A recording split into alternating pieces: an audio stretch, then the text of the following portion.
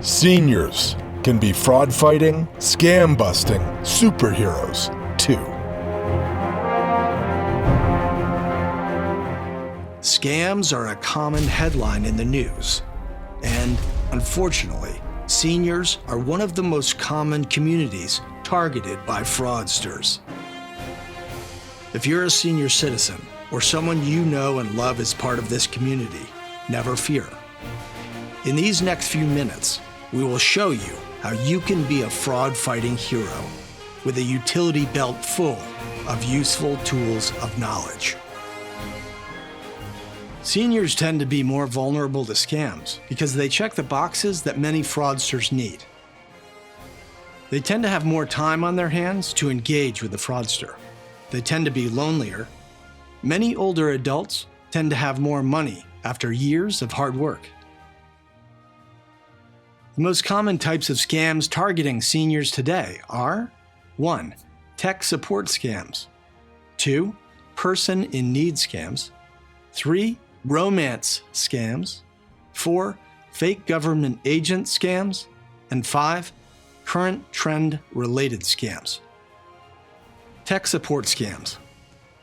Tech support scams usually involve a discussion about a senior's computer or other electronics.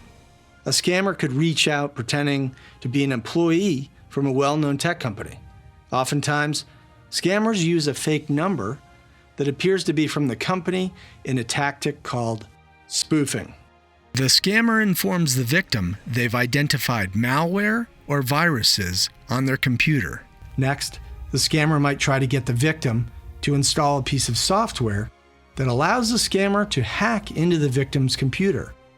They may also ask for money to reverse the process.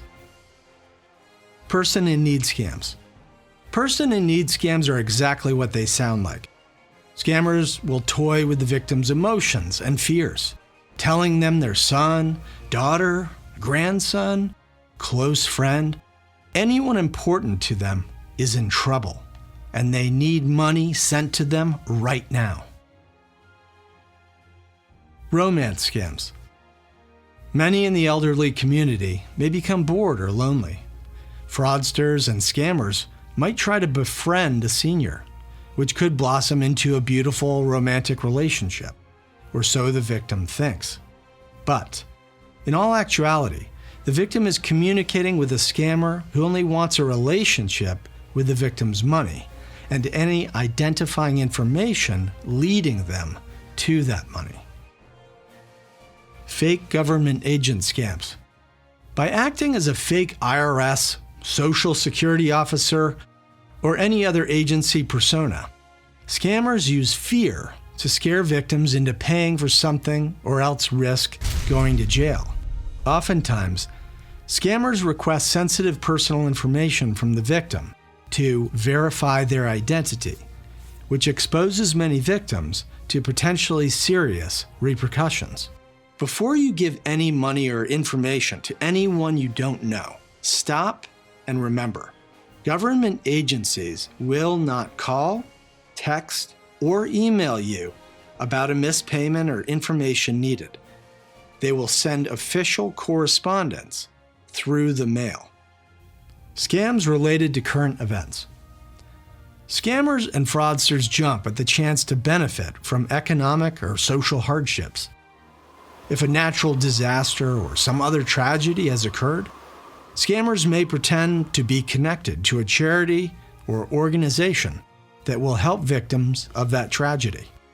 Since 2020, many scammers have set their sights on the COVID-19 pandemic, offering to send you supplies like masks and COVID-19 test kits, give you information about COVID-19 in your area, or make financial gains related to government stimulus payments. It might seem overwhelming keeping up with every new scam out there, but don't worry. You don't have to know them all to be safe from them all. All you need to remember are two things these scams have in common. 1, they create a sense of urgency, and 2, they play off your fears. So, how can you protect yourself? First, be sure to keep your antivirus software up to date to protect personal devices like cell phones and laptops from cyber attacks. Remember, scammers are looking for money or information, so never send money or give information to someone you cannot verify works for a credible organization. If someone tries to pressure you to act quickly, always resist that pressure. Always keep your guard up and do your research. If you receive an email or text message claiming to be from your bank saying there's a problem with your account, never click on a link they send. If you're ever in doubt, pick up the phone and call your bank or any other agency directly before proceeding.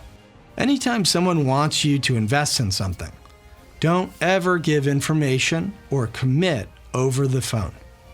Hang up and look that person up to see if they're legitimate.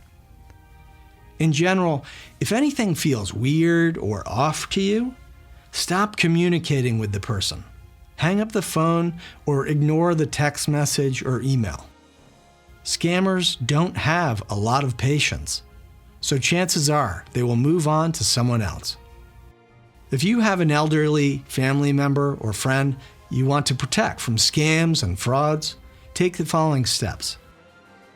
Review the guidelines covered in this video and discuss the potential threats they might encounter online or over the phone. Practice what to say and how to react if they are approached with a possible scam. Use phrases like, "No thanks," "Don't ever call here again," or "I don't accept offers over the phone." See if their phone carrier offers a service to block scam calls and texts, and make sure it's installed on their phone. And finally, sit down with your loved one and set up common contacts on their phone, like neighbors, their pharmacy, or their doctor. If they get a call that's not from a contact, tell them to let it go to voicemail. This will help weed out any scammers and fraudsters and protect them from unwanted phone conversations. It's true. The elderly population is commonly targeted by fraudsters and scammers, but you can help decrease that statistic, especially now that you have the tools to identify a potential scam and stop it before it affects you. That makes you a fraud-fighting superhero.